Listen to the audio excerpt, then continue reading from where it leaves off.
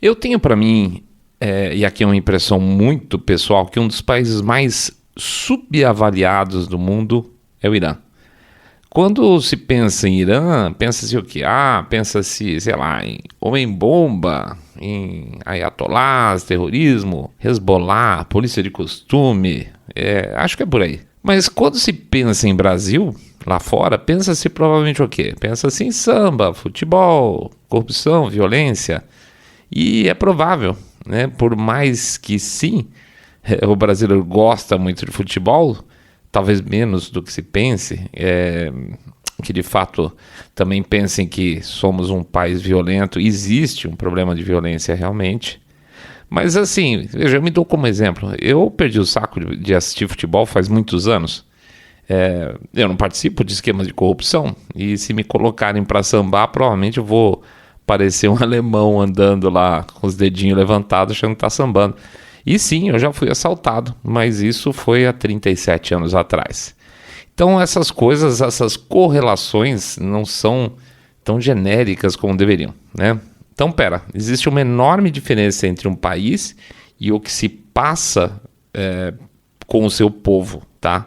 E o que o povo realmente é. Muito do que o povo passa, muitas vezes, não tem outra razão a não ser um regime medonho, por exemplo, que entrou e nunca mais saiu. Olha a Argentina, que tem peronismo aí desde os anos 40, e o que isso aconteceu com eles. Olha o Irã com o regime atual, desde o finzinho dos anos 70, dá para dizer praticamente desde o começo dos anos 80. Vamos por esse caminho, então, pelo episódio de hoje, para responder uma pergunta. Afinal, quem quer uma mudança de regime no Irã?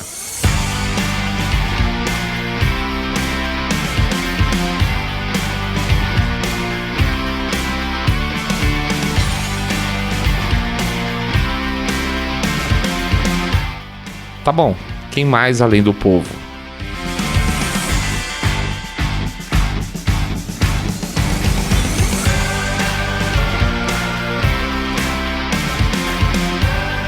Saindo da bolha.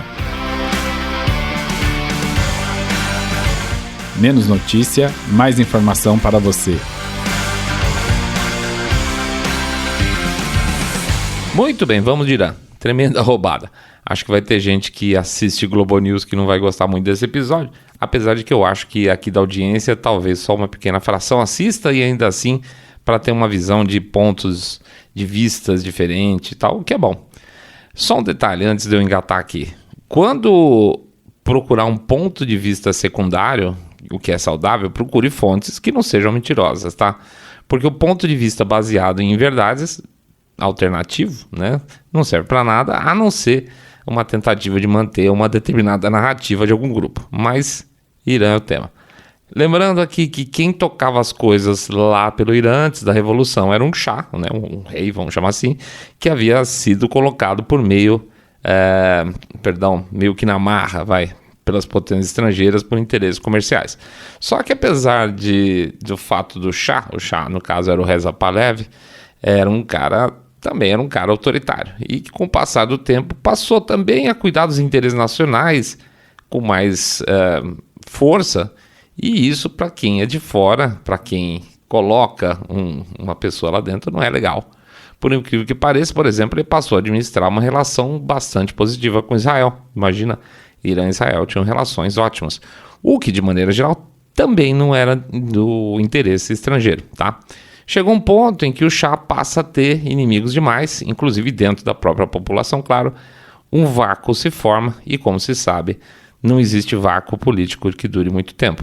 E eis que surge, então, na época, o Ayatollah Khomeini, que, do lado do seu exílio estrangeiro, ele ficava na França, passa a ser um representante de parte da população na necessidade de mudança de regime. Ele volta ao Irã, inicia a tal da revolução, e o resto a gente sabe, que é mais ou menos o que acontece até hoje. Muito bem, só que nós estamos falando de quê? De algo que aconteceu há 43 anos atrás. E um regime opressivo como o iraniano tem duas características básicas. É difícil de combater pelo lado de quem sofre, quem está dentro dele, porque é muito fechado, porque é muito violento, é policialesco sempre. E só se segura porque é na base da porrada, censura, a pseudodemocracia, né? Aquelas coisas e outras cocitas mais que de repente a gente pode estar aí na proximidade de sentir na pele. Mas não tem barril que segure pressão por muito tempo. Regimes mais fechados e cabulosos, como por exemplo o soviético lá dos russos, eles caíram. E não há por que um regime como o iraniano, que comparado com os soviéticos é muito mais frouxo, não venha a cair também, a partir do momento em que uma maioria sinta a necessidade de mudança. É isso aí, o povo.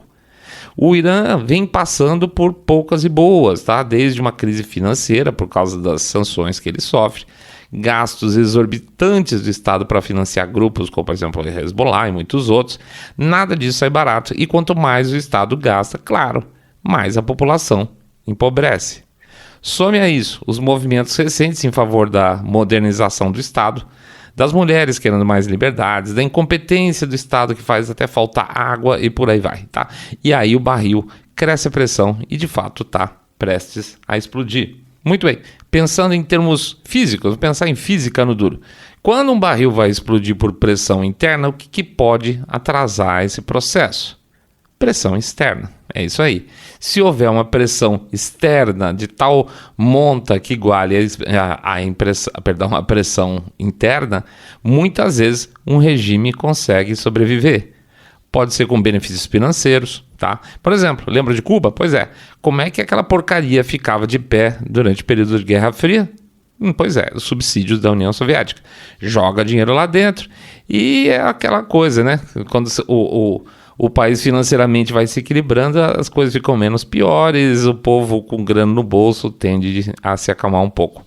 Pode ser por meio, por exemplo, além de financeiro, pode ser financiamento de recursos de repressão, arma, treinamento das forças de segurança, pode ser ajudando a silenciar o povo internamente por meio de ONGs, né?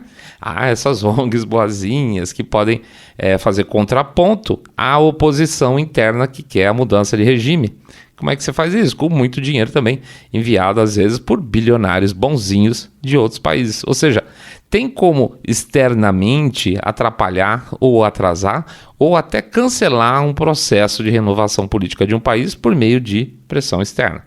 Mas dessa vez parece que a coisa tá feia mesmo. E, de novo, do início do vácuo político que está começando a se formar, surgiu uma figura também, que também vive no exterior, como vivia o Ayatollah, e que está sendo visto não como uma saída política, ele propriamente dito, mas como um apelo, vamos dizer assim, importante. Por quê? Porque esse cara é exatamente o filho do Shah. O nome dele também, Reza Pahlavi. E eu adoro essas coincidências. Olha a história, então, se repetindo, mas agora com sinal trocado. Só que essa história tem um componente mais interessante. Dessa vez aí o Shah Júnior, ele não quer o poder. Ele defende uma democracia parlamentar. Ele não quer voltar lá como reizão, como Shah, aquela coisa toda. Ele quer uma democracia de fato, uma democracia ocidental, vamos chamar assim. Ele quer eleições, ele quer uma nova constituição. Não a atual constituição, que eles chamam aí meio de constituição híbrida, entre uma constituição democrática, sim, não, de jeito nenhum, e teocrática, tá? Democrática só de fachada. Mas existe uma enorme pressão para que nada disso aconteça. Sério. Tem quem pode ser contra uma coisa dessas que vai beneficiar o povo iraniano. Obviamente o povo iraniano vai sair melhor se ele tiver uma situação política estável, onde você abandona uma teocracia que financia grupos terroristas internacionais. É óbvio que o povo vai ficar melhor nisso. E há quem torça contra isso. A bem da verdade, basicamente, todos os grandes grupos de pressão são contra uma mudança no regime iraniano. Então vamos por parte. Chineses. Por quê? Por que eles iam querer uma mudança? Hoje eles têm laços bastante positivos lá em relação ao petróleo. E hoje, sendo ruim para os chineses, certamente, também não seria bom para os russos, que por sinal têm tido uma excelente relação com o Irã no que se refere ao apoio da guerra da Ucrânia no comércio de armas, por exemplo. E talvez não seja tão bom assim ter novamente um grande concorrente no mercado de petróleo. Afinal de contas, a Rússia é. Se as sanções contra o Irã caírem, porque teoricamente vão dizer que eles passam a ser uma democracia, caem as sanções, o Irã volta a vender petróleo no mercado internacional. Então, por um lado, os chineses gostam do Irã isolado porque passam a ser parceiros dele e eles podem consumir à vontade o petróleo iraniano. Os russos também não fazem muita questão, porque vai ter um concorrente e talvez não seja um regime tão favorável aos russos. Hoje eles são. E os Estados Unidos? Bom, normalmente há de se imaginar que os Estados Unidos e o Irã são potências antagônicas, né? Basta lembrar o que aconteceu aí recente lá durante a administração Trump, que o Trump bombardeou lá, explodiu, na verdade, um dos chefes da quadrilha iraniana dentro do Iraque mesmo. Lembra disso? Então, Mr. Way me salvou aqui de cima da hora. Qassem Soleimani, lembra disso? Então, que todo mundo falou que ia ter uma nova guerra mundial e obviamente não teve. E aí teve aquela barbeiragem que os iranianos derrubaram um avião comercial do Irã. Eles são muito incompetentes, na boa. Em outras palavras, é isso aí. Mas, de qualquer forma, os Estados Unidos, de maneira geral, é visto como uma potência concorrente, certo? Mas não exatamente durante as administrações democratas. Vamos lembrar que, desde o Obama, os Estados Unidos eles ensaiam aí umas gentilezas com o regime dos ayatolás. Eles fizeram aquele acordo para retirar sanções, devolveram alguns bilhões de dólares que estavam retidos lá nos Estados Unidos, financiaram, de certa forma, um refortalecimento do regime na época dos democratas. Lembre-se, republicanos puxam a brasa para sauditas, democratas puxam brasa para os iranianos. Reparem como os iranianos andam soltinhos ultimamente pelo mundo afora. Isso só é possível porque não tem Estados Unidos na bota dele. Imagine se isso estaria acontecendo na época do Trump ou se ele tivesse sido reeleito, por exemplo, tá? Que mais? Os globalistas de maneira geral, então vamos botar os globalistas do Oriente, os globalistas do Ocidente, não são muito chegados nesse tipo de manifestação, porque quando você tem uma mudança de regime forte, você impulsionado de fato pelo povo, geralmente você vai ter lá dentro um regime um pouco mais nacionalista, né? A não ser que se consiga levar bem no bico a turma. Mas a tendência é que você tenha um Estado mais soberano, ou seja, um Irã mais soberano, um pouco menos afim de interagir com essa camada da elite globalista mundial. Então, assim, seja os globalistas chineses, os russos, os americanos, os globalistas de maneira geral, não são grandes fãs de uma eventual mudança de regime lá no Irã, tá? Portanto, a população lá está na mão dela mesma. E isso geralmente é o que acontece, tá? Não vamos esquecer, né, gente? Também tem esses grupos que são financiados hoje pelo Irã. Então dá para listar aí uma quantidade, tem o Hezbollah libanês, Hamas, tem a Jihad Islâmica lá na Palestina, você tem em Gaza principalmente, tem aquela turma, aquelas milícias que atuam no Iraque, na Síria, eu não vou nem conseguir pronunciar direito, mas acho que era Saib al-Haq, uma coisa assim, desculpa, perdão por matar o nome do pessoal, mas realmente não é meu forte esse tipo de pronúncia, mas são milícias que atuam no Iraque e na Síria, dentro dessa confusão toda que virou o Oriente Médio nos últimos anos, principalmente com base no financiamento do Irã para esses grupos, tá? Então nenhum desses grupos, seja porque vai perder poder militar, vai perder poder financeiro e vão perder também uma grana, porque boa parte dos líderes são corruptos, né? Pois é. Essa turma obviamente vai lutar fortemente contra qualquer manifestação popular no Irã que proponha uma mudança de regime, que obviamente vai tirar os fundos dessa turma toda. O que mais? Bom, você tem os israelenses. Bom, esse sim, porque nós estamos falando aqui de sobrevivência novamente, sobrevivência de Israel. Tirar um regime de malucos do Irã diminuiria muito a pressão sobre Israel, que tem inclusive atacado alvos no Irã em segredo, mas todo mundo sabe que são eles, nos últimos anos. Uma mudança de regime de um país que prega e financia o discurso do fim de Israel é bom para os caras. Então, isso poderia aí ajudar a baixar um pouco a bola e fazer com que o Irã parasse de bancar grupos terroristas que vivem ali nas suas fronteiras e 3x4 fazendo chuva de foguete. Então, talvez aí de toda essa turma, quem ficasse mais feliz provavelmente seria Israel. Mas vamos lá de novo, nós estamos em plena administração democrata nos Estados Unidos. Quando as administrações são democratas nos últimos anos, certamente não é um bom sinal, não é um tempo de abundância para Israel. Existe o apoio, esse apoio não pode ser retirado de maneira geral, porque desbalancearia, mas se você pegar os políticos democratas americanos e sobretudo uma faixa mais progressista e a mais à esquerda do Partido Democrata, lá eles batem muito forte Israel. Se você considerar também algumas corporações, e a gente já fez até programas sobre isso falando, você pegar o caso lá do pessoal da Ben & Jerry's, eles estavam lá criticando abertamente o Estado de Israel por causa das relações deles com os palestinos. Ou seja, é aquela velha história de novo, né? Políticos e corporações trabalhando juntos.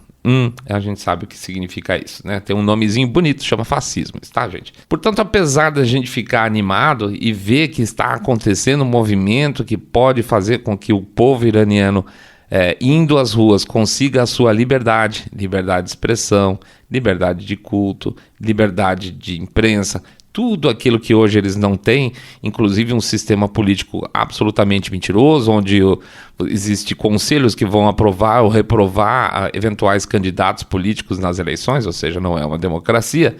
Essa possibilidade de um avanço rápido, porque existe uma pressão muito grande popular, está sendo, sim, de certa forma, bloqueada por tudo que há de fora do país. Não é legal. A gente pensa isso num país estrangeiro e a gente fica pensando também o quanto a gente fica olhando para o nosso umbigo, pensando nos partidos, o PL, o João, o Pedro, o PT, e quanto a gente esquece da quantidade de pressão internacional que existe para que a gente tenha aqui no Brasil o regime A ou o regime B. Achar que a gente está isolado porque o país é grande, que o Brasil é poderoso, porque nós temos matas e nossos rios são mais bonitos, é um pouco de inocência, tá, gente? É importante a gente ficar de olho quem está fazendo pressão lá fora contra quem, para saber o quanto dessa pressão também tem tido nos últimos anos no nosso país, tá bom? Então, a gente torce, simplesmente a gente torce pelo povo iraniano, assim como a gente torce sempre pelo nosso povo brasileiro. É isso aí, pessoal. Vamos lá para o nosso Jabacito Expresso. Pedir para vocês entrarem no nosso site www.saindabolha.com.br e clicar no botão Follow ou seguir a gente no Spotify, Podcast Addict, Google Podcast, Apple Podcasts. Hoje a gente vai falar, olha, não adianta você ir lá no YouTube, porque o YouTube gongou nosso canal aí. A gente tomou um strike aí de uma semana, então não vai nem adiantar tentar colocar o episódio por lá, tá? Mas um dia, quando a gente colocar, pode passar por lá também, dar um like, um share, etc e tal. Em compensação, o episódio está no Rumble, o episódio de hoje está no Rumble, e o episódio que a gente teve, que o YouTube tirou da gente, ele simplesmente apagou o episódio nosso, a gente colocou no Rumble também, para quem quiser saber o que a gente falou, que desagrada o YouTube, tá? O que mais? A gente pede para fazer o boca a boca sarado, contando que vocês estão acompanhando o podcast Cabeça Direita Limpinho Supimpa, que detesta abomina o politicamente correto. Pede também para fazer o share de maneira geral, tá? Porque tá complicado, os caras estão gongando a gente direto. O que mais? Pede para, de coração, considerar lá a doação para o nosso Pix. Pode ser 1, 2, 5, 10 milhões de reais, pingado não é seco, ou R$1 por episódio, que obviamente ajuda pra caramba, tá? Nesses tempos bicudos, onde tentam tampar a gente de tudo quanto é lado, uma ajuda sempre cai muito bem. O que mais? Sim, claro, tem o Apoia-se. O Apoia-se também existe para vocês poderem fazer um plano de doação, e aí cai mensalmente no cartão de crédito, vocês não precisam ficar pensando se já doaram esse mês, essa quinzena, aquela coisa toda, tá? Tem gente que gosta, todo episódio religiosamente faz uma doação, tem gente que gosta mais espaçado. Então tem um monte de opção. O endereço do Apoia-se é apoia.se/saindo da bolha, apoia.se/saindo da bolha. Finalmente, estamos com o nosso pré-lançamento do nosso livro Trilhando Teorias das Conspirações, tá? fala um pouco, inclusive menciona a história do Irã, um pouquinho de passagem dentro de uma história americana. É muito interessante, é um fato relativamente, eu acredito, desconhecido do público brasileiro. Na época da crise dos reféns americanos lá no Irã. Acho que vale a pena para vocês conhecerem essa historinha também. É uma teoria da conspiração, que não é exatamente conspiração, tá? Então o livro Trelelando Teoria das Conspirações está lá no endereço www.teoriadaconspiração.com.br www.teoriadaconspiração.com.br, assim mesmo no singular, tá? É isso aí? Acho que acabou. Já basei bastante. Grande abraço para todo mundo. Semana começa. Respirem fundo. Respirem fundo, porque cada vez que começa a semana útil, vem aí algum torpedo lá de Brasília ou de algum lugar do mundo. E a gente vai acompanhar aí junto com vocês para ficar todo mundo de pé, saudável e feliz. Um grande abraço para todos. Fiquem todos muito, mas super, super bem.